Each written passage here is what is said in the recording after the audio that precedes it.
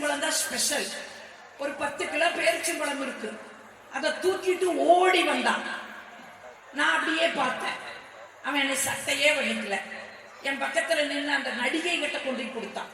Madam, நான் உங்க ரசிகனுங்க, இந்தாங்க எங்க ஊர் ஸ்பெஷல் அப்படின்னு கொடுத்தான். அந்த பாவி எனக்கு ஒரு 1/2 கிலோ கூட வாங்கிட்டு வந்துடல. நான் பாவியே நிக்கிறேன். அந்த அம்மா சொல்லிச்சு, ப்ரோ எங்க ஊர்லயே இதெல்லாம் கிடைக்குது ப்ரோ, வேண்டாம் ப்ரோ நீங்களே எடுத்துட்டு போங்கன்னு. அவன் அப்படியே என்னைய பார்த்தான். எனக்கு ஆசை, 10 கிலோ சூலூர் எடுத்துட்டு வர போறேன். சந்தோஷமா பார்த்தேன். அவன் கேட்ட, மேடம் நீங்க மேடம் கூட சென்னை வரை போறீங்கதாங்க மேடம்? ஆமா மேடம், கையில கொண்டு போறதுக்கு சங்கோச்சப்படுறாங்க மேடம், நீங்க கொண்டு போய் கொடுங்க மேடம். எவ்வளவு கோபம் வருது. ஒரு 1/2 கிலோ வாங்கி கொடுத்துருக்கலாம் அந்த பாவி.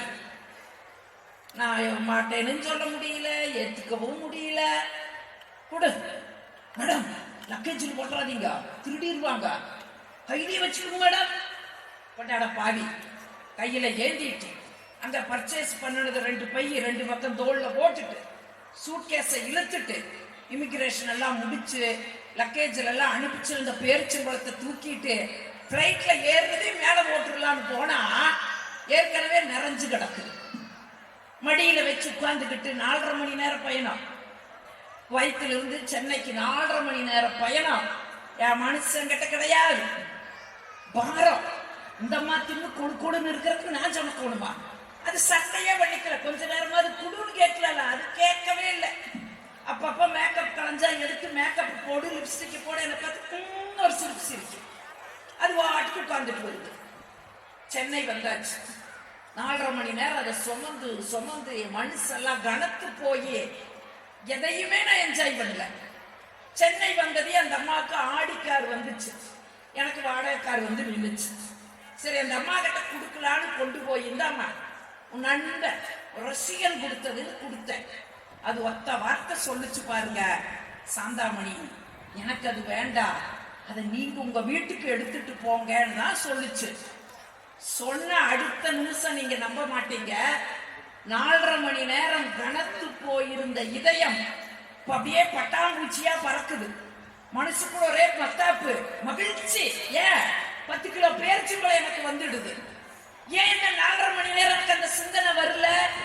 ஏன்னா 4.5 மணி நேரமும் பேரிச்சம்பழம் அந்த நடிகையுடையது, அந்த நடிகையுடையது அப்படின்னு நினைச்சுக்கிட்டே இருந்ததுனால இதயம் கனத்தது.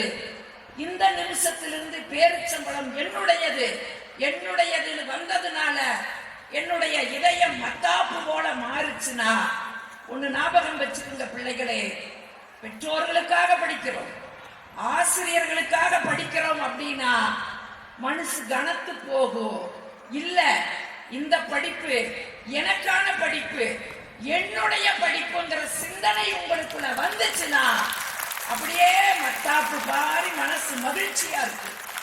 ஒண்ணு ஞாபகம் வச்சுக்குங்க, மார்க் வாங்கினா மகிழ்ச்சி இல்லை, மகிழ்ச்சியாக இருந்தால் மார்க் வாங்க முடியுங்கிற ஒரு சூழலை நீங்க உருவாக்கிட்டீங்க. 2வது கேள்வி, யாருக்காக படிக்கணும்? பொதுவா இன்னைக்கு இந்த தேசம் நடிகர்களை கொண்டாடுகிற தேசமா மாறிடுச்சு. எல்லாருக்கும் நடிகர்கள் பிடிக்குமா? இன்னொரு பாப்பா கை தூக்குது. அஜித் பிடிக்குமா? பிடிக்கணும் கை தூக்கு. விஜய் பாவிகளா, அவர் அரசியலுக்கு வராம என்ன பண்ணுவா? இத்தினோண்டு நண்டு சோண்டெல்லாம் கை தூக்குது விஜய்க்கு. அப்புறம் அரசியலுக்கு வராம என்ன பண்ணுவா? தனுஷ் பரட பெண் பிள்ளை கை தூக்குது தனுஷுக்கு. சரி, இப்படியே ஒவ்வொரு நடிகரா கேட்டா நேரம் ஆயிரு. எல்லாருக்கும் நடிகர்களை பிடிக்குது இல்லையா? ஏமா தனுஷு கை தூக்குன அம்மணி, உங்கள்கிட்ட ஒண்ணு கேட்கிற, நாளைக்கு உனக்கு உடம்பு சரியில்லைன்னு ஹாஸ்பிட்டல் போய் படுத்துட்டீன்னு வையே, தனுஷ் எல்லா ஷூட்டிங் கேன்சல் பண்ணிட்டு ஆல் தாய் கிழவிஸ் டுடே ஷூட்டிங் கேன்சல், மை தாய் கிழவி ஹாஸ்பிட்டல் ஓடி வருவானா? தனுஷுக்கு கை தூக்குறீங்க, விஜய்க்கு கை தூக்குறீங்க, அஜித்துக்கு கை தூக்குறீங்க, இன்னும் 6 கேட்டாலும் கை தூக்குறீங்க. நான் கேட்கிறேன், அடுத்த பீஸ் 6 கொண்டு வந்து கட்டுவா? அடுத்த பீஸ் டேம் பீஸ் யாரு கட்டுவா? விஜயா, அஜித்தா, யாரு கட்டுவா? சத்தமா விஜயா.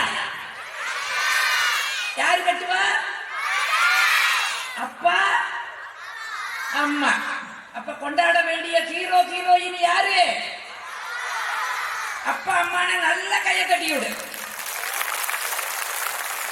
நீ நாங்க கேட்கிறோம்னு சொல்லி நடிகர்களை சொல்லக்கூடாது, சரியா?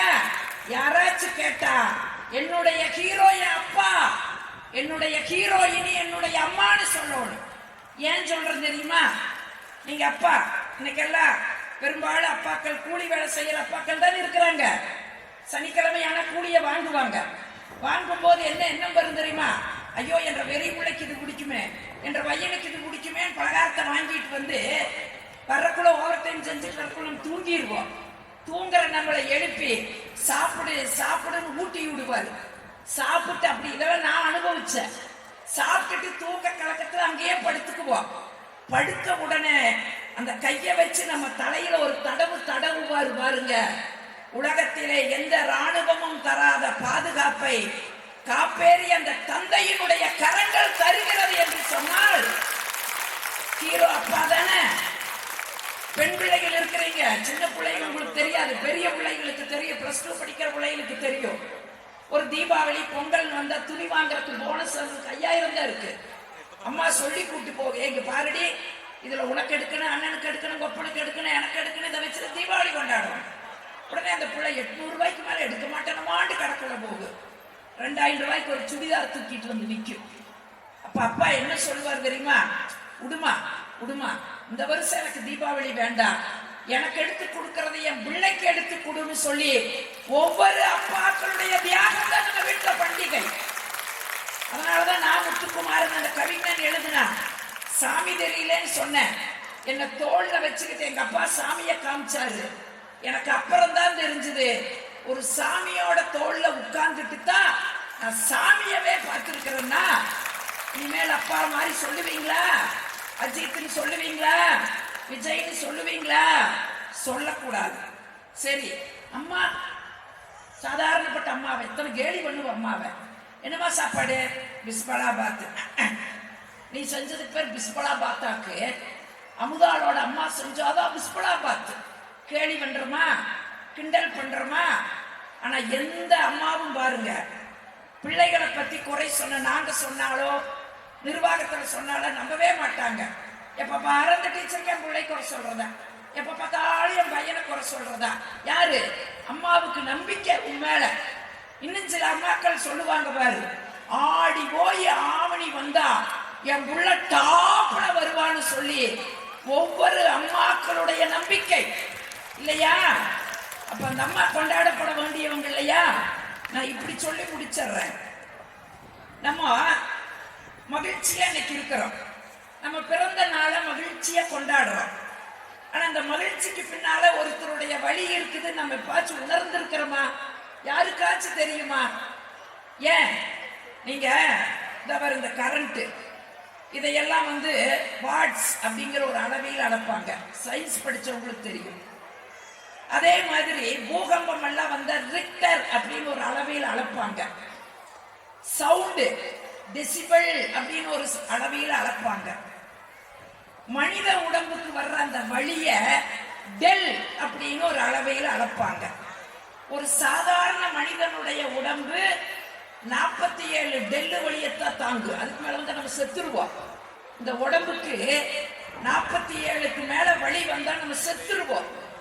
ஆனா ஒரு தாய் பிரசவத்தின் போது 57 டெல் வழியை தாங்கித்தான் ஒரு உயிரையே இந்த மண்ணிலே பிரசவிக்கிறார் என்று சொன்னால் கிட்டத்தட்ட 20 எலும்புகளை ஒடிச்சா, அனசீசியா கொடுக்காம ஒடிச்சா என்ன வழியோ அந்த வழியை தாங்கித்தான் ஒரு தாய் ஒரு குழந்தையை இந்த மண்ணில் தருகிறாள் என்று சொன்னால் ஒன்று ஞாபகம் வைத்துக் கொள்ளுங்கள், நமக்கெல்லாம் கிடைத்த பெற்றோர்கள் ஆசீர்வதிக்கப்பட்ட பெற்றோர்கள். வெளிநாடுகள்ல 18 வயசான பையன் பிரிஞ்சு போயிருவான். 58 வயசான பெற்றோர்கள் ரிட்டையர்டு ஹோமுக்கு போயிருவாங்க. உறவுகளுக்கெல்லாம் அங்க வாய்ப்பே இல்லை. பெற்றோர்களுக்கு பிள்ளைகள் ஒரு செல்போன் மாதிரி, ஒரு கார் மாதிரி தான். பெற்றோர்களுக்கு பிள்ளைகளும் அப்படித்தான். ஆனா நம்ம நாட்டுல தான் அர்ப்பணிப்போடு கூடிய பெற்றோர்களை நாம பெற்றிருக்கிறோம். நீ கேட்டு பாரு உங்க அப்பா அம்மாட்ட, நான் பட்ட கஷ்டம் பிள்ளைகள் படக்கூடாது, நான் பட்ட கஷ்டம் என் பிள்ளைகள் படக்கூடாதுன்னு சொல்லி உங்களுக்காகவே அர்ப்பணித்து வாழுகின்ற பெற்றோர்களை பெற்ற நீங்கள் அத்துணை பேரும் பாக்கியவான்கள். சரி, இந்த பெற்றோருக்கு ஒரு கிஃப்ட் கொடுத்துடலாமா? நம்ம ஜனார்த்தனன் சொன்ன மாதிரி ஒரு கிஃப்ட் கொடுக்கலாமா? கால நேரம் பார்க்காம பாடுபடுற அப்பாக்கு ஒரு கடிகாரம், ஒரு வேட்டி சட்டை, அம்மாக்கு ஒரு பட்டு புடவை வாங்கி தரலாமா? இப்ப நீ எதை வாங்கி கொடுத்தாலோ அவங்க சம்பாத்தியத்துலதான் வாங்கி தந்ததா இருக்கும். அதுக்கு பதிலா நீ ஒரு கிஃப்ட் தரலாம். என்ன கிஃப்ட் தெரியுமா? நல்ல பிள்ளைகள் அப்படிங்கிற கிஃப்ட உன்னுடைய பெற்றோர்களுக்கு நீ தர முடியும். தருவீங்களா? தருவன நல்ல கையை தட்டிவிடும். ஒரு நல்ல சூழலில் படிக்கின்ற வாய்ப்பு பெற்றிருக்கிறீர்கள். நல்ல ஆசிரியர்களை குருவாக பெற்றிருக்கிறீர்கள். நல்ல பெற்றோர்கள் உங்களுக்கு கிடைத்திருக்கிறார்கள். நல்ல வாய்ப்புகள் உங்களுக்காக இந்த பள்ளியிலே காத்து கொண்டிருக்கிறது. இதை சரியாக பயன்படுத்துங்கள். படிக்கின்ற பள்ளிக்கும் பெற்றோர்களுக்கும் நல்ல பெயர்களை வாங்கி தரக்கூடிய பிள்ளைகளாக நீங்கள் வர வேண்டும் என்று இந்த 13ஆம் ஆண்டு விழாவிலே வாழ்த்தி வணங்கி விடைபெறுகிறேன். நன்றி, வணக்கம்.